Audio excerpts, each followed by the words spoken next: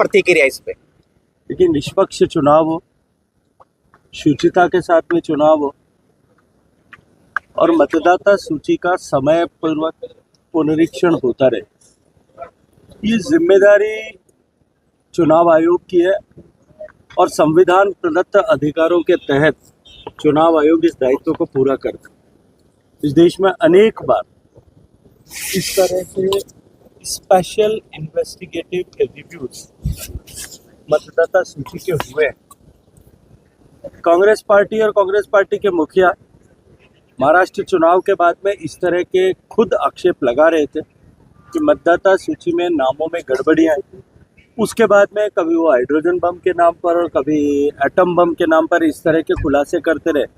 और जब special investigative review इसको लेकर के प्रारंभ हुआ है, तब वो उसको लेकर के, जैसा आपने अपने प्रश्न में खुद कहा, कि वो राजनीति कर रहे हैं। मुझे लगता है कि अब जब बिहार के चुनाव के बाद जनता ने स्पष्ट संदेश दे दिया है कि न बांटने की राजनीति देश में चलने वाली है, न तोड़ने की राजनीति देश में चलने वाली है, न दुर्व्यवहार की राजनीति देश में चलने वाली है, देश में न परिवार की राजनीति चलने वाली है, केवल और केवल विकास की राजनीति और देश को विकसित करने के लिए प्रेरित और समर्पित राजनीति देश में चलेगी।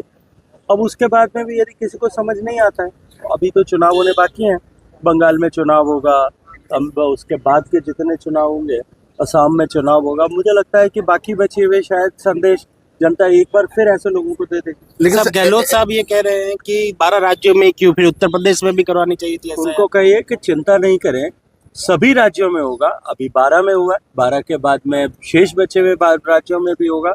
जब देशव्यापी प्रक्रिया चलती है तो चरणबद्ध तरीके से चलती है। पहले 5 राज्यों में हुआ था, अब 12 में हो रहा है, और शेष बचे हुए राज्यों में भी इन 12 में पूरा होने की प्रक्रिया पूरे होने के साथ साथ उसमें भी हो जाए। लेकिन कहीं किसी तरह का न तो कोई संशय न कोई संदेह है।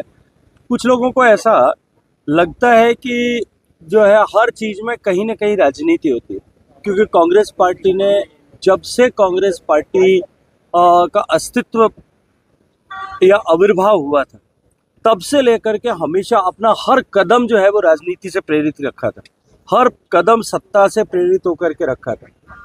अभी प्रासंगिक है इसलिए बताना चाहता हूँ, वंदे मातरम गीत जब आनंद मठ में बंकिम दा ने लिखा, वो वंदे मातरम गीत जो लाखों स्वतंत्रता सेनानियों के लिए प्रेरणा बन गया, वो वंदे मातरम गीत जो स्वतंत्रता संग्राम का मंत्र बन गया, वो वंदे मातरम गीत जो अभिवादन का पहला शब्द बन गया, वो वंदे मातरम जो शहीदों के लिए अपने मुंह से बोले हुए आखिरी शब्द बन गए। उस वंदे मातरम को भी जिन लोगों ने अपनी सत्ताओं और कुर्सियों के लिए बांटने का पाप किया था, और उस पाप के साथ, जैसा प्रधानमंत्री जी ने कहा कि देश के विभाजन की नींव रखी गई थी, जीवन पर्यंत जिन्होंने बांटने की राजनीति की, जीवन पर्यंत जिन्होंने तोड़ने की राजनीति की, और जीवन पर्यंत जिन्होंने अपने राजनीतिक स्वार्थ को सर्वोपरि रखते हुए सारे निर्णय किए, वो लोग इसके अतिरिक्त कुछ सोच सके, मुझे लगता है इसकी संभावना भी नहीं। लेकिन सर SIR को लेके